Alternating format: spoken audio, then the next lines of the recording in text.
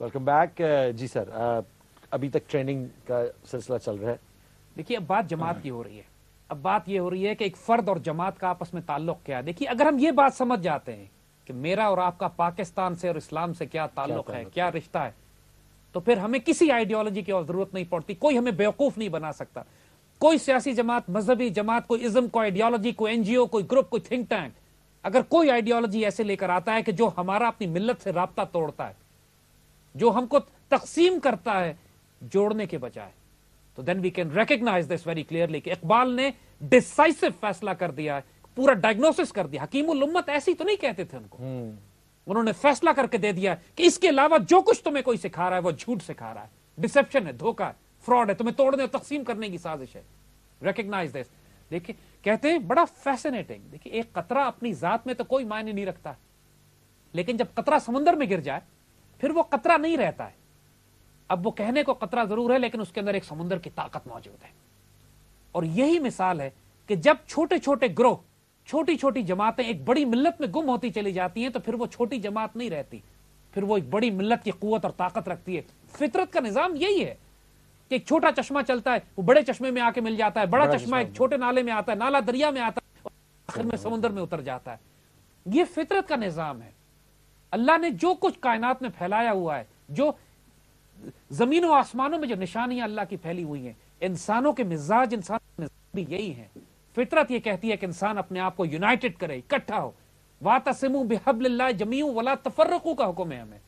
اللہ کی رسی کو, قرآن کو, رسول اللہ صلی اللہ علیہ وسلم کی ذات کے ساتھ اس طرح کنیکٹ ہو جاؤ کہ اللہ کی رسی کو مضبوطی سے پکڑو کہ آپس میں تم تقسیم نہیں ہو جاؤ. Unity of purpose, what we talk about. Unity of faith, unity of purpose, unity of ideology, unity of nations, اور متحد کر کے سب کو حج کی طرف لے جاؤ. مکہ نے جو پیغام یونائیٹڈ نیشنز کو دیا ہے کہ جمعیت اقوام, یہ جمعیت انسان.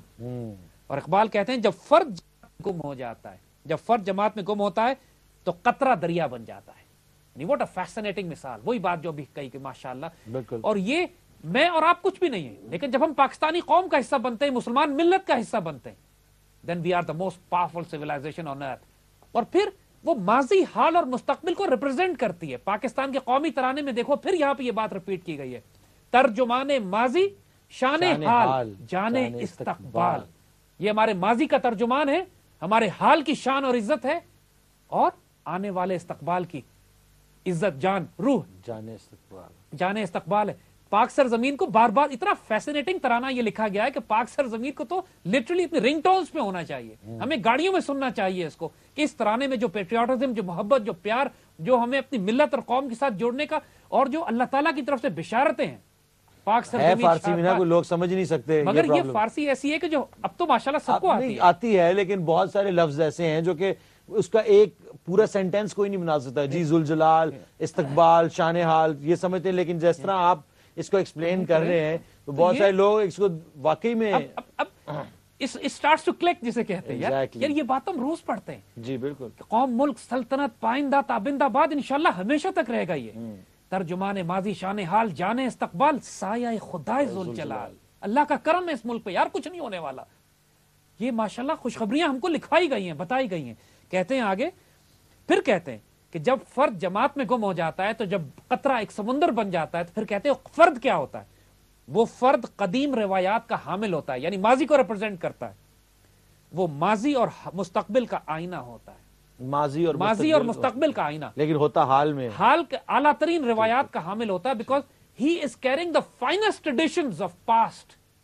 جس چشمے سے وہ نکلا, جس چشموں سے وہ نکل کے آیا, اور جس سمندر میں پہنچا ہے وہ سارا سفر اس نے ساتھ لے کر, حال دیکھ کر آپ بتا سکتے ہیں کہ اس کا مستقبل کتنا شاندار ہوگا, چونکہ وہ ماضی کی پوری تاریخ اپنے ساتھ لیے ہوئے ہوتا ہے. صحیح.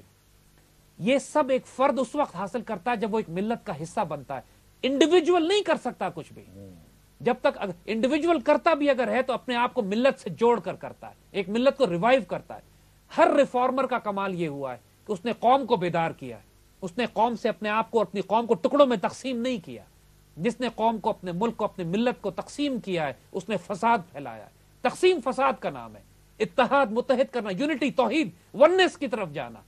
جب ہم توحید کی بات کرتے ہیں, اللہ کو بھی تقسیم کرنا شرک ہے اور کفر اور فساد پھیلا دو گے.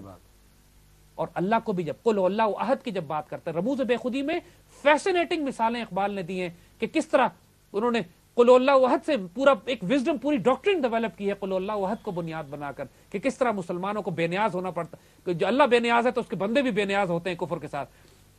اللہ جب واحد ہے تو اس کے بندے بھی یونٹی کے ساتھ ایک پوری قوم متحد ہوتی ہے. یہ علی اتنی فیسنیٹنگ بک اور ڈاکٹرن ہے.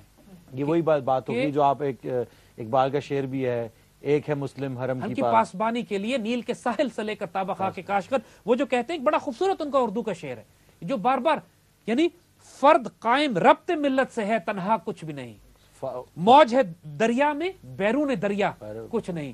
یعنی فرد جب تک ملت کے ساتھ ہے, موج دریا کی ویو دریا کے باہر تو کچھ بھی نہیں, اس کی حیثیت دریا کے اندر ہے. آج یہ بات اگر ہم پاکستانیوں کو سمجھ میں آ جائے اور ہم یہ فرقہ واریت اور اپنی علاقائیت ختم کر دیں, ہمارا سروائیول اس میں آج کی یہ ڈاکٹرن ہے 100 سال پہلے لکھی گئی تھی. میرا خیال ہے کہ آپ کی بات اقبال کی بات ہمارے پاکستانی بھی بالکل سمجھتے ہیں, اور کوئی بھی پاکستانی جو شہری ہیں ہماری طرح کے پاکستان سے محبت کرنے والا, وہ کوئی بھی ایسا انسان نہیں ہے کہ جو اس ملک کو توڑنا چاہے, جو کہے کہ جس سرائکی صوبہ علیحدہ بنا لو یا اس کو علیحدہ کر دو, خانپور بنا دو, جناپور بنا دو, پختونستان بنا دو. کوئی بھی اس ملک میں نہیں چاہتا. یہ خبریں صرف اڑائی جاتی ہیں اور یہ میس میڈیا میس ایلوژن کے تھرو ہمیں یہ ساری چیزیں. لوگ کہتے ہیں بلوچستان الگ ہونا چاہتا ہے, کوئی نہیں. ورلڈ T20 ورلڈ کپ کے بعد سب سے بڑا جلوس نکلا ہے کوئٹہ میں. وہ کون سے بلوچ تھے جو پاکستان کی محبت میں دیوانے ہو گئے؟ بالکل.